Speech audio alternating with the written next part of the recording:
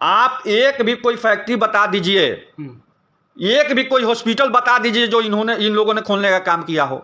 ये जानते हैं, ये जो देश छोड़ छोड़ के जो बैंक का पैसा लेके जो लोग भाग गया है, उसको घोटाला नहीं कहिएगा, नहीं कहिएगा। तो लालच देकर हमें भी लालच दिया जा सकता है, आपको भी लालच दिया जा सकता है। तो आपके ऊपर निर्भर करता है कि हम अच्छा बन के रहें या खराब बन के रहें। तो आप गलत के साथ लालच में चले जाइए। ये अब आप जिसका बाप दादा हमारे नेता की गुलामी किया हो, हमको कोई लालच में कुर्सी दे दिया हो। जैसे एक छोटा सा मिसाल दे देते हैं, जब हमारे धर्म में इस्लाम के लिए लड़ाई हुआ था इमाम हसन हुसैन रज़ी अल्लाह तआला अन्हु के समय में, तो उस समय में जो ये मोहब्बत के लिए, औरतों के क्या बोलते हैं उसको, महिलाओं के सम्मान के लिए, इंसानियत के लिए जो लड़ाई लड़ा, तो वो हमारे इमाम हसन हुसैन रज़ी अल्लाह तआला अन्हु के साथ थे, है ना। और जो इनका विरोध किया वो यजीद लोग थे, ठीक है। यजीद मतलब कि नहीं, औरत को मार देना चाहिए, इस्लाम का प्रचार गलत है। तो इस गलत और सही की लड़ाई हुई उस समय में।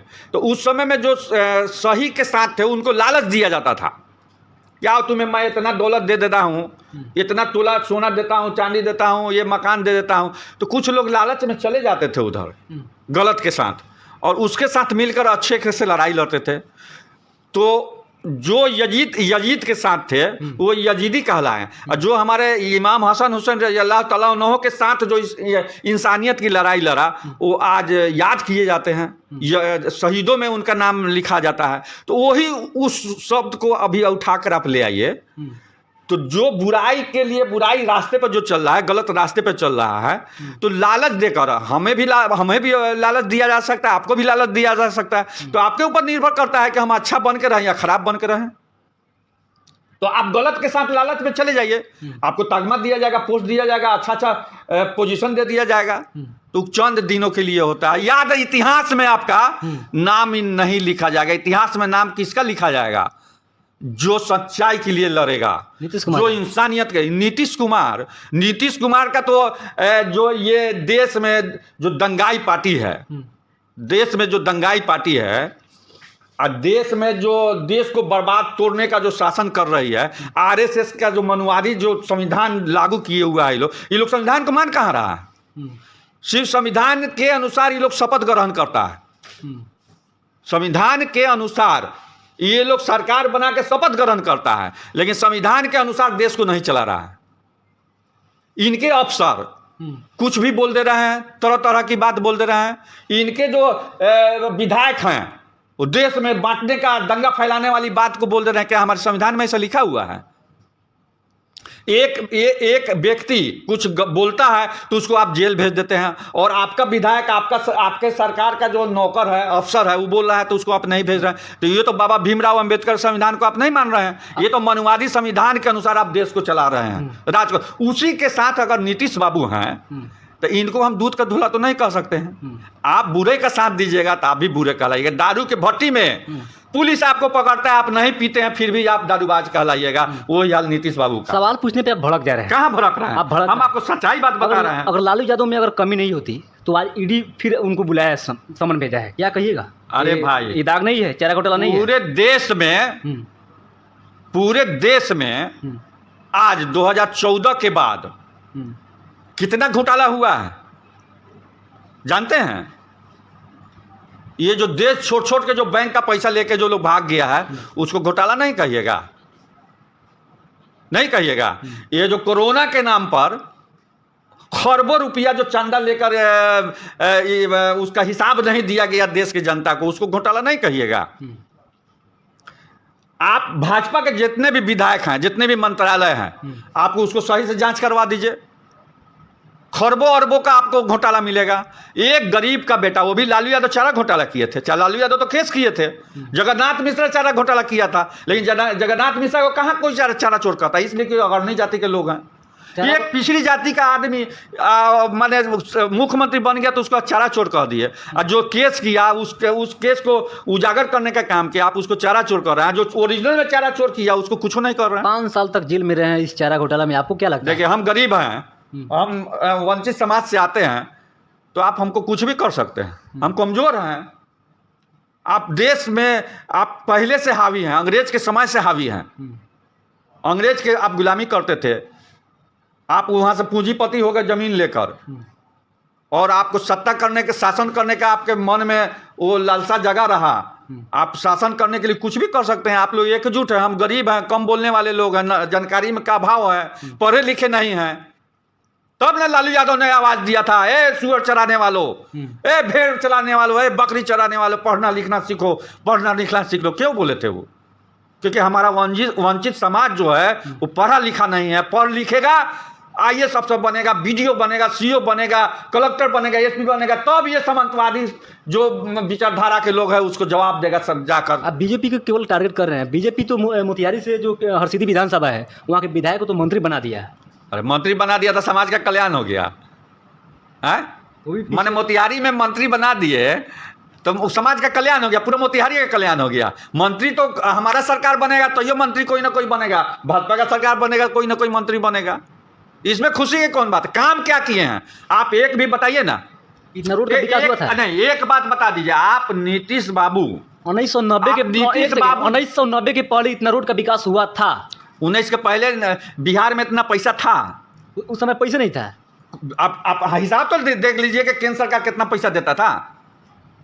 आप अपने लिए चाय करने के लिए हमने तो देखा है, हम जब बच्चा से सियान हुए तो हमारा गांव में हम लोग जाते थे तो बरसात के दिन में इतना कादो हेल के जाते थे।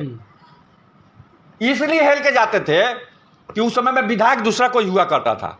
और जब हमारा राजद का विधायक सहदेव पासवान बना, गरीब का बेटा विधायक बना, तो हमारे गांव में सबसे पहले सोलिंग कराने का काम किया। क्योंकि ये अल्पसंख्यक का गांव है, ये वंचित समाज का गांव है। उसी तरह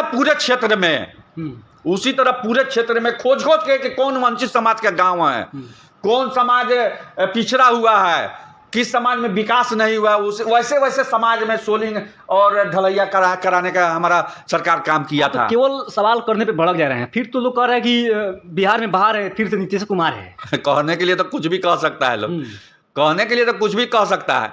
पिछले मर्तबा जो विधानसभा चुनाव हुआ है, नीतीश बाबू भाजपा के साथ चुनाव लड़े थे। 2 बजे रात में काउंटिंग अगर नहीं कराते और DM SP से अपना सरकार नहीं बनवाते तो क्या हम लोग का सरकार छीनियो लेते का? हैं बताइए ना आप, सरकार हम लोग का नहीं बनता। 1 बजे 2 बजे रात में काउंटिंग, चुनाव हारने के बाद में आप लोग हमेशा इस तरह का आरोप लगाते हैं। आज ले इतिहास है, 1 बजे 2 बजे रात में ये क्या बोलते हैं EVM से काउंटिंग होता हो? सुने हैं आप? कितना उम्र है आपका? बोलिए। 24 साल में सुने हैं कभी काउंटिंग 2 बजे रात में? नहीं तो क्यों ऐसा होता है? चोर कभी भी चोर के दरवाजे से ढुकता है। आपको क्या लगता है कि बिहार में 25 में सरकार बनेगी राजद का? अरे जनता तो तरहीमाम है सरकार से, महंगाई से, बेरोजगारी से। और हमारे नेता जो घोषणा किए हैं वो घोषणा सारी जनता समझ रहा है कि तेजस्वी यादव ही बिहार का भविष्य है और युवाओं का आवाज है। दूसरा कोई इस बिहार को नहीं विकसित बिहार बना सकता है। ये तो नीतीश बाबू के आड़ में अभी बीजेपी जो सरकार चला रही है, तो नीतीश बाबू का तो दिमागी संतुलन बिगड़ चुका है। कभी बोलते हैं कि कपड़े नहीं पहना, तो कभी बोलते हैं कि लड़का लड़की विधानसभा में बोलते हैं 2 मिनट सुनिए, कभी बोलते हैं विधानसभा में लड़का लड़की रात में जो वो करता है वो क्या है? अब वही नहीं बताएंगे क्या करता है विधानसभा में। इस तरह का भाषाओं का प्रयोग, जिसका दिमागी संतुलन बिगड़ गया है उसको क्या करिएगा? हम तो कुछ, हमारे गांव में एगो ताहिर चचा है, वो दिमागी संतुलन बिगड़ गया, कचरा में से कुछ उठा के खाते रहते हैं। तो अब उसको क्या कहिएगा? नीतीश कुमार को इस तरह का अरे दिमागी, ये सब बोलना क्या है? ये सब बोलना क्या है? नीतीश कुमार, आप एक बताइए, कोई फैक्ट्री बैठा है बिहार में?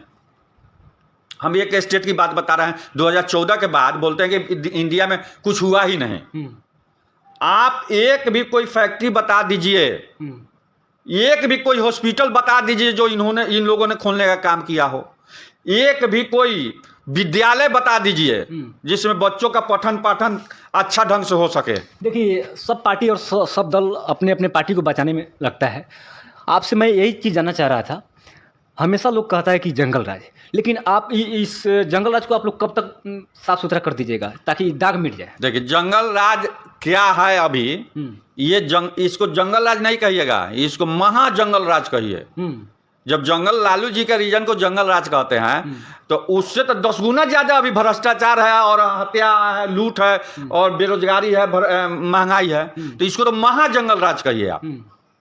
तो इसको जनता समझ रही है ना, जनता भुगत रही है। देखिए जनता अपने दर्द को अंदर छुपाए हुआ है। आप क्षेत्र में जाइए, हम लोग विधानसभा का दौरा किए हैं, प्रत्येक विधानसभा में हम लोग हर प्रखंड में दौरा किए हैं, जनता से रूबरू हुए हैं, दुख दर्द को सुने हैं सारे लोग का। वो लोग करे सो क्या करे। अभी नीतीश बाबू के सरकार में जो शासन जो है, प्रशासन, वो मालिक है। कोई विधायक कोई पैरवी थाना में करके तो देख ले अपने कार्यकर्ता का ही। क्या बड़ा बाबू दरोगा जी SHO साहब सुन लेंगे उनकी बात, क्योंकि ऊपर से आदेश है, उनके पास भी मजबूरी है। नीतीश बाबू के सरकार में जो ऊपर बैठे हुए हैं वहीं से आदेश है। तो ये तो इनका सरकार जो है शासन प्रशासन चला रहा है। हम लोग की सरकार जो है जनता चलाती थी। क्योंकि हम आपको एक बात बता देते हैं, जो प्रजातांत्रिक व्यवस्था है वो जनता का, जनता के लिए, जनता के द्वारा हुए चुने हुए शासन को प्रजातांत्रिक व्यवस्था कहते हैं। तो हमारी जो सामाजिक न्याय की सरकार बनती है या बनेगी तो जनता का सरकार बनेगी, शासन का सरकार नहीं बनेगा। देखिए हमारे साथ नूर हुदा अंसारी जो मुस्लिम चेहरे के इस जिले में सबसे सीनियर लीडर हैं, और हमारी मौजूदगी हरपुर नाग पंचायत के वार्ड नंबर 4 में परवेज आलम जी के दरवाजे पे हम लोग की उपस्थिति थी। आप लोग देख रहे थे हर संभव तक न्यूज, हमारे कैमरामैन चंदन के साथ। जय हिंद, जय भारत।